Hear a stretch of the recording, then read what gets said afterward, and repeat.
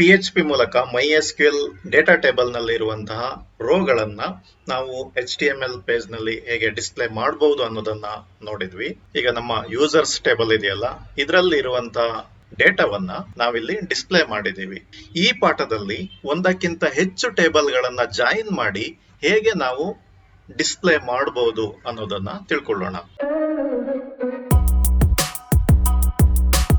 ಯಾಕೆ ನಾವು ಒಂದಕ್ಕಿಂತ ಹೆಚ್ಚು ಟೇಬಲ್ ಗಳನ್ನ ಜಾಯಿನ್ ಮಾಡಬೇಕಾದ ಅಗತ್ಯ ಬರುತ್ತೆ ಅಂದ್ರೆ, ಈಗ ನೀವೊಂದು ಯಾವುದೋ ಒಂದು ಪ್ರಾಡಕ್ಟ್ ಅನ್ನ ಸೇಲ್ ಮಾಡುವಂತಹ ಒಂದು ಕಾರ್ಟ್ ವೆಬ್ಸೈಟ್ ಅನ್ನ ಕ್ರಿಯೇಟ್ ಮಾಡ್ತಿದೀವಿ, ಡೆವಲಪ್ ಮಾಡ್ತಿದ್ದೀರಿ ಅಂತ ಇಟ್ಕೊಂಡ್ರೆ ಆಗ ಬರೀ ಯೂಸರ್ಸ್ ಟೇಬಲ್ ಸಾಕಾಗೋದಿಲ್ಲ. ನಿಮ್ಮ ವೆಬ್ಸೈಟ್ ನಲ್ಲಿ ರಿಜಿಸ್ಟರ್ ಆಗುವಂತ ಯೂಸರ್ಸ್ ಗಳ ಡೀಟೇಲ್ ಈ ಟೇಬಲ್ ನಲ್ಲಿ ಸೇವ್ ಆಗುತ್ತೆ. ಆದ್ರೆ ನೀವು ಯಾವ್ಯಾವ ಐಟಮ್ ಅನ್ನ ಸೇಲ್ ಮಾಡ್ತೀರೋ ಅದನ್ನ ಸೇವ್ ಮಾಡಿ ಇಟ್ಕೊಳ್ಳಿಕ್ಕೆ ಇನ್ನೊಂದು ಟೇಬಲ್ ಬೇಕಾಗತ್ತೆ. ಅದನ್ನ ನಾನೀಗ ಕ್ರಿಯೇಟ್ ಮಾಡ್ತೀನಿ. ಈಗ ಹೊಸ ಟೇಬಲ್ಗೆ ನಾನು ಐಟಮ್ಸ್ ಅಂತ ನೇಮ್ ಅನ್ನ ಕೊಡ್ತೀನಿ. ಇಲ್ಲಿ ID, ಇದನ್ನ ಐಟಮ್ ID ಅಂತ ಕೂಡ ನಾವು ನೇಮ್ ಅನ್ನ ಕೊಟ್ಕೊಳ್ಬಹುದು. ವ್ಯಾಲ್ಯೂ 5 ಕೊಡ್ತೀನಿ. ಇಲ್ಲಿ ಬಲಭಾಗದಲ್ಲಿ AI ಅಂತ ಇದೆಯಲ್ಲ, ಇದನ್ನ ಆಟೋ ಇನ್ಕ್ರಿಮೆಂಟ್. ನೀವು ಪ್ರತಿ ಐಟಮ್ ಅನ್ನ ಆಡ್ ಮಾಡಿದಾಗ ಆಟೋ ಇನ್ಕ್ರಿಮೆಂಟ್ ಆಗ್ಬೇಕು. ಅದನ್ನ ಗೋ ಕೊಡ್ತೀನಿ. ಇದ್ರ ಬಗ್ಗೆ ಎಲ್ಲ ಹಿಂದೆನೆ ತಿಳ್ಕೊಂಡಿದ್ದೀರಾ. ಎರಡನೆಯ ಕಾಲಂ ಐಟಮ್ ಅಂಡರ್ಸ್ಕೋರ್ ನೇಮ್. ಇದು ವರ್ಚಾರ್ ಇರುತ್ತೆ. 50 ಅಕ್ಷರಗಳನ್ನು ಹಾಕುವಷ್ಟು ನಾನು ಲೆಂತ್ ಕೊಟ್ಟಿದ್ದೀನಿ. ಆಮೇಲೆ ಐಟಮ್ ಪ್ರೈಸ್, ಇದು INT ಇರುತ್ತೆ. ಇದು ಕೂಡ ಒಂದು 5 ವ್ಯಾಲ್ಯೂ ಅನ್ನ ನಾನು ಕೊಟ್ಟಿದ್ದೀನಿ. ಹೀಗೆ ಒಂದು ಸಿಂಪಲ್ ಆಗಿ 3 ಕಾಲಂ ಇರುವಂತ ಒಂದು ಐಟಮ್ಸ್ ಟೇಬಲ್ ಅನ್ನ ಕ್ರಿಯೇಟ್ ಮಾಡಿದ್ದೀನಿ. ಈಗ 2 ಟೇಬಲ್ ಇಲ್ಲಿ ಕ್ರಿಯೇಟ್ ಆಗಿದೆ, ಒಂದು ಯೂಸರ್ಸ್ ಮತ್ತೊಂದು ಐಟಮ್ಸ್. ಈ ಐಟಮ್ ಟೇಬಲ್ ನಲ್ಲಿ item ID, item name, item price ಅಂತ 3 ಕಾಲಂಗಳನ್ನ ನಾವು ಮಾಡಿದೀವಿ. ಇದಕ್ಕೆ ಒಂದಿಷ್ಟು ಡೇಟಾವನ್ನ ಇನ್ಸರ್ಟ್ ಮಾಡಬೇಕು. ಅಂದ್ರೆ ಐಟಮ್ ಗಳನ್ನ ನಾನು ಇನ್ಸರ್ಟ್ ಮಾಡ್ತೇನೆ. ಐಟಮ್ ID 1 ಇರುತ್ತೆ, item name shirt, item price 500, ಎರಡನೇ ಐಟಮ್ ಅನ್ನ ನಾನು ಪ್ಯಾಂಟ್ ಹಾಕ್ತಿದ್ದೀನಿ 800, item ID 3 T shirt 600, item ID 4 cotton pant, ಇದು 1200.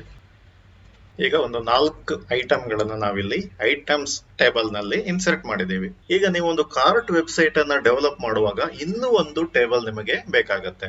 ಅದು ಯಾವ್ದಪ್ಪ ಅಂದ್ರೆ ಕಾರ್ಟ್ ಟೇಬಲ್. ಅಂದ್ರೆ ಯಾವ ಯೂಸರ್ ಯಾವ ಐಟಮ್ ಅನ್ನ ಪರ್ಚೇಸ್ ಮಾಡ್ತಿದ್ದಾರೆ ಅದನ್ನ ತಿಳ್ಕೊಳ್ಳಿಕ್ಕೆ ಅಥವಾ ಅದನ್ನ ಸ್ಟೋರ್ ಮಾಡ್ಲಿಕ್ಕೆ ಇನ್ನೊಂದು ಟೇಬಲ್ ಬೇಕಾಗತ್ತೆ. ಅದಕ್ಕಾಗಿ ನಾನು ಮತ್ತೊಂದು ಟೇಬಲ್ ಅನ್ನ ಕ್ರಿಯೇಟ್ ಮಾಡ್ತೀನಿ. ಅದಕ್ಕೆ ಕಾರ್ಟ್ ಅಂತ ನೇಮ್ ಅನ್ನ ಕೊಟ್ಟು ಇಲ್ಲಿ ಒಂದು ID ಕಾಲಂ ಬೇಕಾಗತ್ತೆ. ಕಾರ್ಟ್ ID ವ್ಯಾಲ್ಯೂ ಅನ್ನ ಕೊಟ್ಟಿದ್ದೀನಿ. ಇದು ಕೂಡ ಆಟೋ ಇನ್ಕ್ರಿಮೆಂಟ್ ಆಗ್ಬೇಕು. ಇಲ್ಲಿ ಎರಡನೇ ಕಾಲಂ ಏನಿರುತ್ತೆ ಅಂದ್ರೆ ಯೂಸರ್ ID ಇರುತ್ತೆ. ಅಂದ್ರೆ ಯಾವ ಯೂಸರ್ ಯಾವ ಐಟಮ್ ಅನ್ನ ತಗೊಳ್ತಿದ್ದಾನೆ ಅದನ್ನ ನಾವು ಇಲ್ಲಿ ಇನ್ಸರ್ಟ್ ಮಾಡ್ಲಿಕ್ಕಾಗಿ ಈಗ ಯೂಸರ್ ID 5 ವ್ಯಾಲ್ಯೂ ಅನ್ನ ಕೊಟ್ಟಿದ್ದೇನೆ.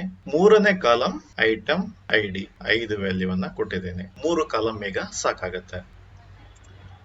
ಈಗ 3 ಟೇಬಲ್ ಗಳು ನಮಗೆ ಕ್ರಿಯೇಟ್ ಆಗಿದೆ. ಕಾರ್ಟ್ ಟೇಬಲ್ ಅನ್ನ ನೋಡ್ಲಿಕ್ಕೆ ಹೋದ್ರೆ ಮೊದಲಿಗೆ ಕಾರ್ಟ್ ID ಇದೆ, ಯೂಸರ್ ID ಇದೆ, ಐಟಮ್ ID ಇದೆ. ಯಾವ ಯೂಸರ್ ಯಾವ ಐಟಮ್ ಅನ್ನ ತಗೊಳ್ತಿದ್ದಾನೆ ಅನ್ನೋದು ಇದರಲ್ಲಿ ಸ್ಟೋರ್ ಆಗುತ್ತೆ. ನಾನೀಗ MySQL select HTML.php ಅಂತ ಮಾಡಿದ್ವಲ್ಲ, ಆ ಫೈಲ್ ಅನ್ನ ಓಪನ್ ಮಾಡಿಕೊಂಡು ಬೇರೆ ಹೆಸರನ್ನ ಕೊಡ್ತೇನೆ. ಏನಪ್ಪಾ ಅಂದ್ರೆ ಐಟಮ್ car.php. ಇಲ್ಲಿ ಸೆಲೆಕ್ಟ್ ಲೈನ್ ಏನಿದೆ ಅದನ್ನ ಸ್ಟಾರ್ ಹಾಕ್ತೀನಿ. ಅಂದ್ರೆ ಟೇಬಲ್ ನಲ್ಲಿ ಇರುವಂತ ಎಲ್ಲಾ ಕಾಲಂಗಳು ಸೆಲೆಕ್ಟ್ ಆಗ್ಬೇಕು ಅಂತ. ಫ್ರಮ್ ಯಾವ ಟೇಬಲ್ ನಿಂದ ಅಂದ್ರೆ ಕಾರ್ಟ್ ಅನ್ನುವಂತ ಟೇಬಲ್ ನಿಂದ. ಇದು ಕಾರ್ಟ್ ID, ಆಮೇಲೆ ಯೂಸರ್ ID, ಆಮೇಲೆ ಐಟಮ್ ID. ಇದನ್ನ ಕಾರ್ಟ್ ID, ಆಮೇಲೆ ಯೂಸರ್ ID ಇದೆ, ಆಮೇಲೆ ಐಟಮ್ ID ಇದೆ. ಕಾರ್ಟ್ ID ಅನ್ನ ಮೊದಲ ಕಾಲಂ ನಲ್ಲಿ, ಯೂಸರ್ ID ಅನ್ನ ಎರಡನೇ ಕಾಲಂ ನಲ್ಲಿ, ಐಟಮ್ ID ಅನ್ನ ಮೂರನೇ ಕಾಲಂ ನಲ್ಲಿ ಪೇಸ್ಟ್ ಮಾಡಿದ್ದೀನಿ. ನಮಗೆ ಇದರ ಅಗತ್ಯ ಇಲ್ಲ, ಹಾಗಾಗಿ ಇದನ್ನ ತೆಗೆದಿದ್ದೀನಿ. ಈಗ ಈ ಪೇಜ್ ಅನ್ನ ಬ್ರೌಸರ್ ನಲ್ಲಿ ಓಪನ್ ಮಾಡೋಣ.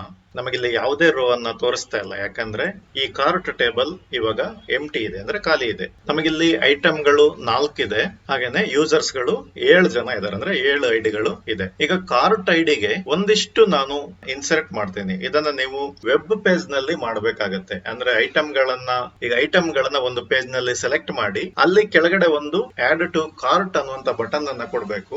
ಅದನ್ನ ಕ್ಲಿಕ್ ಮಾಡಿದಾಗ ಆ ಯೂಸರ್ ID ಮತ್ತು ಆ ಐಟಮ್ ಐಡಿ ಎರಡು ಇಲ್ಲಿ ಸೇವ್ ಆಗ್ಬೇಕು. ಇನ್ಸರ್ಟ್ ಮಾಡೋದು ಹೇಗೆ ಅಂತ ಕೂಡ ನೀವು ತಿಳ್ಕೊಂಡಿದ್ದೀರಾ, ಅದನ್ನೆಲ್ಲ ನೀವು ಮಾಡ್ಬೇಕಾಗತ್ತೆ. ನಾನೀಗ ಡೈರೆಕ್ಟ್ ಒಂದಿಷ್ಟು ಕಾರ್ಟ್ ಅನ್ನ ಆಡ್ ಮಾಡ್ತೀನಿ. ಈಗ ಕಾರ್ಟ್ ಐಡಿ 1 ಇರುತ್ತೆ, ಯೂಸರ್ ಐಡಿ 1 ಹಾಕ್ತೀನಿ, ಐಟಮ್ ಐಡಿ 3 ಅಂದ್ರೆ 3ನೇ ಐಟಮ್ ಅನ್ನ ತಗೊಂಡಿದ್ದಾರೆ ಅಂತ. ಆಮೇಲೆ ಕಾರ್ಟ್ ಐಡಿ 2, ಯೂಸರ್ ಐಡಿ 7 ಅಂದ್ರೆ 7ನೇ ಯೂಸರ್ ಐಟಮ್ 1 ಅನ್ನ ಪರ್ಚೇಸ್ ಮಾಡಿದ್ದಾರೆ ಅಂತ. ಈಗ ಕಾರ್ಟ್ ಟೇಬಲ್ ಈ ರೀತಿ ಫಿಲಪ್ ಆಯ್ತು. ಇದನ್ನ ನಾವು ಬ್ರೌಸರ್ ನಲ್ಲಿ ನೋಡಿದ್ರೆ ಕಾರ್ಟ್ ಐಡಿ 1 2 3 4 ಇದೆ, ಯೂಸರ್ ಐಡಿ ಮತ್ತು ಐಟಮ್ ಗಳು ಯಾವ್ದಾವ್ದನ್ನ ತಗೊಂಡಿದ್ದಾರೆ ತೋರಿಸ್ತಾ ಇದೆ. ನಾವಿಲ್ಲಿ ಟೇಬಲ್ ಜಾಯಿನ್ ಮಾಡಿಲ್ಲ, ಒಂದು ಟೇಬಲ್ ಅನ್ನ ಮಾತ್ರ ಈಗ ಡಿಸ್ಪ್ಲೇ ಮಾಡ್ತಾ ಇದ್ದೀವಿ. ಯಾವ್ದು ಅಂದ್ರೆ ಕಾರ್ಟ್ ಟೇಬಲ್. ಅದರಲ್ಲಿ ಬರೀ ಯೂಸರ್ ಐಡಿ ಯಾವುದು ಮತ್ತು ಐಟಮ್ ಐಡಿ ಯಾವುದು ಅಂತ ಐಡಿಯನ್ನ ತೋರಿಸ್ತಾ ಇದೆ. ಅಡ್ಮಿನ್ ನಲ್ಲಿ ಈ ರೀತಿ ತೋರಿಸಿದ್ರೆ ಏನು ಅರ್ಥ ಆಗಲ್ಲ. ಅದಕ್ಕೆ ಏನ್ ಮಾಡ್ಬೇಕು, ನಾವು ಟೇಬಲ್ ಅನ್ನ ಜಾಯಿನ್ ಮಾಡಿ ಐಟಮ್ ಐಡಿಯ ಹೆಸರನ್ನ ಮತ್ತು ಯೂಸರ್ ಹೆಸರನ್ನ ತೋರಿಸಬೇಕಾಗತ್ತೆ. ಅದನ್ನ ಹೇಗೆ ಮಾಡಬಹುದು ಅಂದ್ರೆ, ಇಲ್ಲಿ ಈಗ 3 ಟೇಬಲ್ ಗಳನ್ನ ಜಾಯಿನ್ ಮಾಡ್ಬೇಕಾಗತ್ತೆ, ಕಾರ್ಟ್, ಐಟಮ್ಸ್ ಮತ್ತು ಯೂಸರ್ಸ್. ಅದನ್ನ ಹೀಗೆ ಮಾಡಬಹುದು, ಕಾರ್ಟ್ ಐಟಮ್ಸ್ ಯೂಸರ್ಸ್. 3 ಟೇಬಲ್ ಗಳಿಂದ ಬೇಕಾಗಿದೆ ಅಂತ ತೋರಿಸ್ತೀವಿ. ಇಲ್ಲಿ ಏನೇನು ಬೇಕು ಅನ್ನೋದನ್ನ ಸ್ಟಾರ್ ಬದಲಾಗಿ ತೋರಿಸಬೇಕು. ಮೊದಲನೇದಾಗಿ ಕಾರ್ಟ್ ಟೇಬಲ್ ಇಂದ ಕಾರ್ಟ್ ಐಡಿ ಬೇಕಾಗಿದೆ. ಕಾರ್ಟ್ ಟೇಬಲ್ ನಲ್ಲಿ ಕಾರ್ಟ್ ಐಡಿ ಅಂತ ಇದೆ, ಅದನ್ನ ಹೀಗೆ ಬರಿಬೇಕು, cart dot cart ID.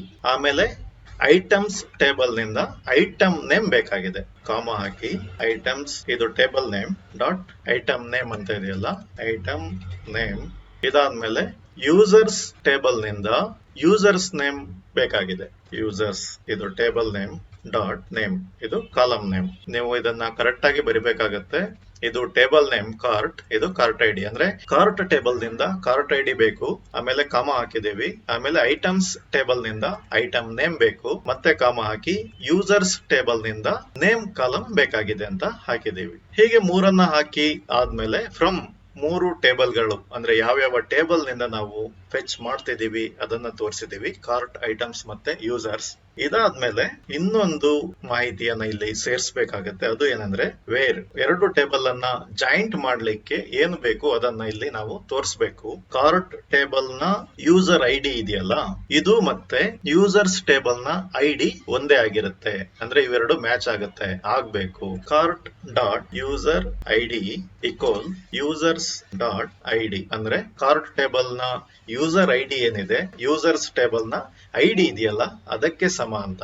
2 table ಅನ್ನ ಜಾಯಿನ್ ಮಾಡೋ ಹಾಗಿದ್ರೆ ಇದೊಂದು ಸಾಕಾಗುತ್ತೆ. ಅದ್ರಲ್ಲಿ ನಾವು 3 ಟೇಬಲ್ ಅನ್ನ ಜಾಯಿಂಟ್ ಮಾಡ್ತಾ ಇದೀವಿ. ಹಾಗಾಗಿ ಅಂಡ್ ಅಂತ ಹಾಕಿ ಕಾರ್ಟ್ ಟೇಬಲ್ ನ ಐಟಮ್ ಐಡಿ ಈಕ್ವಲ್ ಇದು ಐಟಮ್ಸ್ ಟೇಬಲ್ ಇದೆಯಲ್ಲ ಅದರ ಐಟಮ್ ಐಡಿ. ಅಂದ್ರೆ ಕಾರ್ಟ್ ಟೇಬಲ್ ನಲ್ಲಿ ಐಟಮ್ ಐಡಿ ಏನಿದೆ ಅದು ಐಟಮ್ಸ್ ಟೇಬಲ್ ನ ಐಟಮ್ ಐಡಿ ಇಂದ ಆ ವ್ಯಾಲ್ಯೂ ಬಂದಿದೆ ಅನ್ನೋದನ್ನ ಹೇಳ್ತಾ ಇದೀವಿ. ನಾನಿಲ್ಲಿ ಯೂಸರ್ ಐಡಿ ಬದಲಾಗಿ ಯೂಸರ್ ನೇಮ್ ಅನ್ನ ತಗೊಂಡಿದೀವಲ್ಲ ಅದನ್ನ ಹಾಕ್ತೇನೆ. ವೇರಿಯೇಬಲ್ ನೇಮ್ ಅನ್ನ ಯೂಸರ್ ನೇಮ್ ಅಂತ ಮಾಡ್ತೇನೆ.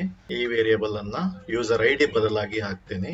ಆಮೇಲೆ ಐಟಮ್ ನೇಮ್, ಇದನ್ನ ಕೂಡ ಐಟಮ್ ಐಡಿ ಬದಲಾಗಿ ಐಟಮ್ ನೇಮ್ ಅಂತ ಮಾಡಿದ್ದೀನಿ. ಸೆಲೆಕ್ಟ್ ಕಾರ್ಟ್ ಐಡಿ ಇದೆ, ನೇಮ್ ಅಂದ್ರೆ ಯೂಸರ್ ನೇಮ್ ಇದೆ ಮತ್ತು ಐಟಮ್ ನೇಮ್ 3 ಸೆಲೆಕ್ಟ್ ಮಾಡಿದೀವಿ ಮತ್ತು ಇಲ್ಲಿ ಡಿಸ್ಪ್ಲೇ ಮಾಡ್ತಾ ಇದೀವಿ. ಇದು ಹೇಗೆ ತೋರಿಸುತ್ತೆ ನೋಡೋಣ. ಈ ರೀತಿ ಬಂತು.